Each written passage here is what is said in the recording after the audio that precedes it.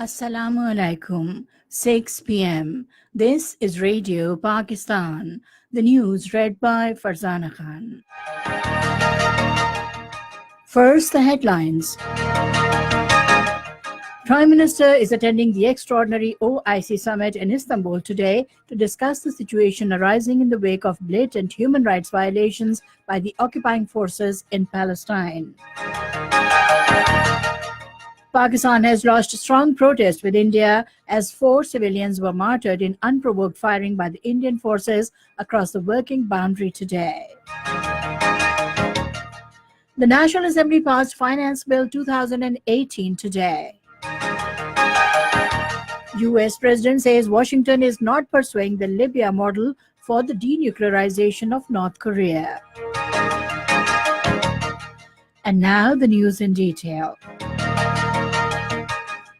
Prime Minister Shahid Khaqan Abbasi is reaching Istanbul shortly to attend the extraordinary OIC summit held in Istanbul today to discuss the situation arising in the wake of blatant human rights violations by the occupying forces in Palestine. The extraordinary summit has been called by the President of Turkey in his capacity as chair of the OIC summit. The summit will focus on the latest incidents of violence in the Gaza Strip, where over 60 civilians have been mercilessly killed by the occupying Israeli forces and scores of others have sustained injuries, including women, children, and the elderly. Pakistan has called for independent and transparent investigation of violence in Gaza.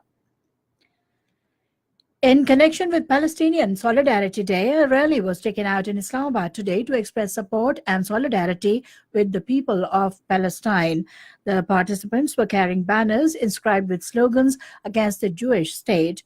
They also raised slogans in favor of Palestinian people, urging the international community to play its role for the resolution of current situation in the Middle East. The protesters strongly condemned shifting of the US Embassy to occupied Jerusalem and termed it contrary to international laws. Acting Foreign Secretary summoned Indian High Commissioner and condemned the unprovoked ceasefire violations by the Indian occupation forces along the line of control and the working boundary today.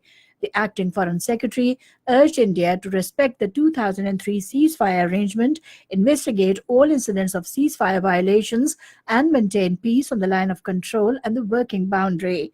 He urged the Indian side to permit UN Military Observers Group to play its mandated role as per the UN Security Council resolutions. 4 people, including 3 children, were martyred and 10 others injured in unprovoked firing by the Indian forces across working boundary at Sialkot sector. Indian troops opened unprovoked fire early in the morning on civilian residential area. Punjab Rangers responded befittingly and targeted Indian bunkers. The National Assembly has passed Finance Bill 2018, giving legal cover to the budgetary proposals for the next financial year. A number of proposals given by members during debate on the budget and recommendations of the Senate have been incorporated either fully or partially, but the basic structure of the budget remains as announced by the Finance Minister on 27th of last month. The new budget, which is for full year, envisages incentives and relief for industry, agriculture, and different segments of the society. US President Donald Trump has said Washington is not pursuing the Libyan model for denuclearization of North Korea. Talking to reporters in White House, he said the United States is not seeking to depose North Korean leader Kim Jong-un, and the security will be guaranteed in any deal. He said the summit, due to take place in Singapore on 12th of June, was still going to happen. Trump alleged that the North Korean leader was possibly being influenced by Beijing after 2 recent visits he made there. French President Emmanuel Macron is sent to visit Russia next week to attend an economic forum in St. Petersburg on 24th of next month. He will also hold talks with Russian leaders to discuss the situation in Syria and Ukraine, besides matters relating to Iran.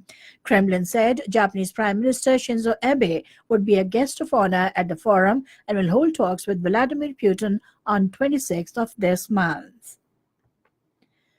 In Malaysia, police have seized hundreds of boxes of luxury items and handbags full of foreign currency from properties linked to ex-Prime Minister Najib Razak. Najib is alleged to have pocketed $700 million, which he always denied. Mr. Mahathir Mohamad has banned Mr. Najib from leaving the country. And that is the end of the news. For more news and analyses, log on to our website radio.gov.pk and also watch live video streaming of our bulletins on the link facebook.com/Radio Pakistan News Official.